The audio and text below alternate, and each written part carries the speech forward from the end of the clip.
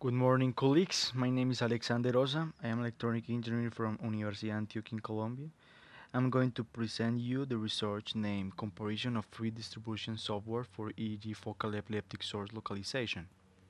To start this presentation, I want to give a brief introduction about epilepsy. Epilepsy is a neurological disorder that affects around 50 million people worldwide. It has several social and economically effects, like the discrimination and prejudgment that lead a social stigma for epilepsy patients. The most commonly treatment for this disorder are the antiepileptic drugs, but when AED fails, there is an alternative that is the surgical procedure, and it is based on the surgical removal of a visible injury in techniques like PT and MRI. The surgical procedure has free seizure results between 60 and 90% after surgery. However, it is possible that the epilepsy is not related to a visible injury within the brain. In these cases, EEG appears as a complementary tool for the localization of the epileptic fuzzy. That is called EEG neuroimaging, and basically, it tries to estimate the location and the strength of the current sources using the information measured in the scalp, in order to obtain a 3D representation of the brain neural activity. Currently, there are different algorithms and software that are being used to process EEG data, but there wasn't a study comparing the performance of software tools used to compare EEG data and locate the source of the epileptic focus. That is why the objective of this study was to compare free distribution software in order to describe advantages and disadvantages in EEG data processing and describe a methodology to locate the source of the epileptic fuzzy.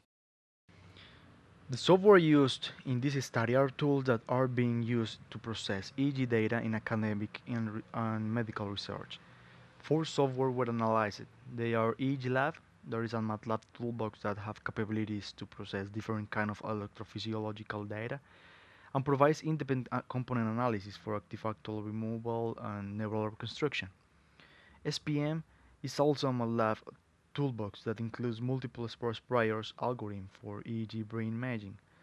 Loretta software that includes the inverse solution algorithms proposed by Dr. Pascal Morky, and finally Cartool that provides a microsegmentation that has been used to locate the epileptic fuzzy.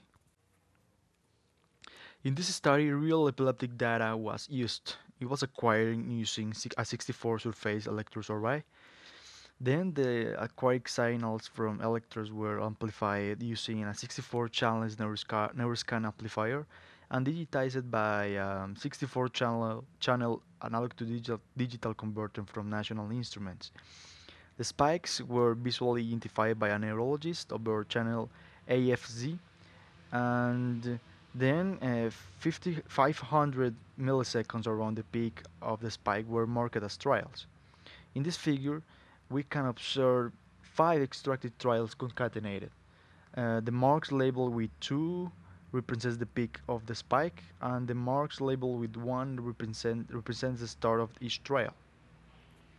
After spike visual inspection, all trials were concatenated onto a file, and then preprocessed in each software.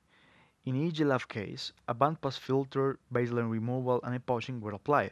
Also, independent component analyses were performed, obtaining 64 independent components. From those, we remained only those with important contribution to the rising phase of the spike. Then, pruned EEG data was generated and exported in order to make a comparison with non-pruned data. In ESPM, a bandpass filter, baseline removal, and epoching were applied too, but also a robust average were performed that basically make an outliers analysis to assign a weight to each point of the data, and then average each trial. In Cartool, a bandpass filter and baseline removal were also applied, but also were performed the microsegmentation that analyzed the data looking for changes in potential maps. Finally, in Loretta, the non-pruned and pruned data exported from EEG lab were used. The inverse solution algorithms used for locate the source of the epileptic fuzzy were the pulse fitting with independent components in EEG lab, multiple splice priors in ESPM, Loretta in Loretta software, Laura in Cartool. Finally, for each algorithm, the MRI templates for each software were used. In the results of the study, starting with the EEG lab, we can observe in this figure the location using the pulse fitting of the component 7 and 50 of the data. Note that the residual variance of both localization are too high to be considered as a good location. It was found that a good location of the source of the epileptic fuzzy using the pulse fitting EEG lab depends highly of the user experience to process and select an adequate independent component. In Loretta, we have a comparison of the results between non-printed data and those processed with ECA exported from EEG lab. At naked eye, there are not much difference between both, but note that in non-printed data there is a stronger blurred region in the left temporal lobe than in the processed with ECA. That can be related to artifactual activity that was partially removed using independent component analysis. In ESPM, we can also observe two results. At left, the results from non-printed EEG data, and right, the results from data processed with ECA. At first sight, you can note the difference between both results. There are strong active areas in temporal and frontal lobes, and several blurry regions that can be associated with ghost sources introduced by noise and artifacts. Note that the ICA processed EEG data present a well-defined inverse solution with a strong active region in the right temporal lobe and blurred regions with less power. Finally, note that the explained variance in data processed with ICA are significantly higher to non-printed EEG data. In Cartool, the inverse solution was applied over the microstate that segment the resting phase of the spike. In this figure, we can observe that there is an activity in cerebellar area and the right temporal lobe. But in order to make the activity visible in this software, it was necessary to set up the amplitude threshold. But this threshold was arbitrary and depends completely of the user.